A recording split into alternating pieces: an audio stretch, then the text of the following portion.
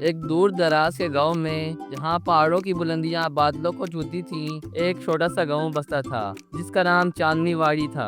ये गांव अपनी खूबसूरती और पुरस्कार कहानियों के लिए मशहूर था। गांव के बच्चे हर शाम को एक दूसरे के साथ जमा होते थे और पुराने जमाने की कहानियां सुनते थे। लेकिन आज की कहानी कुछ मुख्तलिफ थी।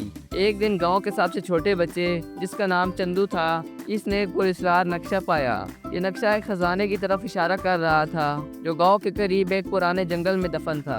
चंदू ने अपने दोस्तों मैना, राजू और बबलू को बुलाया और इन्हें नक्शा दिखाया। सब बच्चे बहुत पुरजोश थे और उन्होंने फैसला किया कि वो खजाने की तलाश में निकलेंगे। सुबह सवेरे बच्चों ने अपना सामान बांधा और जंगल की तरफ चल पड़े।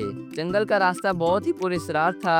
दरख्तों की शाखें एक दूसरे से उलझी हुई थीं और हवा में एक अजीब सी सरगोशी थी। बच्चों ने एक बड़े से दरख्त के नीचे आराम किया, जहां इन्हें एक पुराना कुआं नजर आया। कुएं के पास एक पत्थर पर लिखा था, खतरा, आगे मत बढ़ो। लेकिन बच्चों ने हिम्मत ना हारी और कुएं में उतरने का फैसला किया।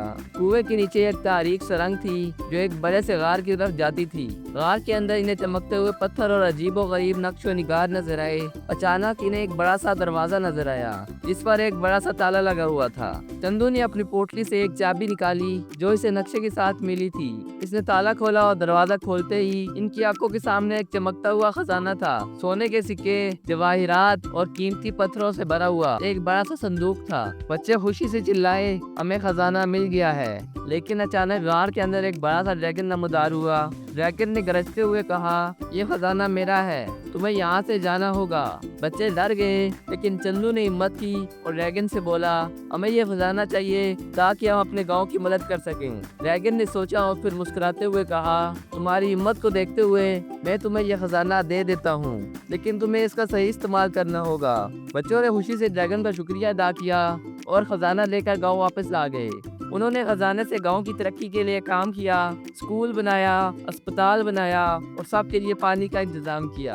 गांव वाले बच्चों की बहादुरी और हिम्मत के लिए इन्हें खराज तहसीन पेश करते थे और इसी तरह चंदू और इसके दोस्तों की मुहिम खत्म हुई, लेकिन इनकी कहानी हमेशा के लिए चांदनी वाड़ी के लोगों के दिलों में जिंदा रही।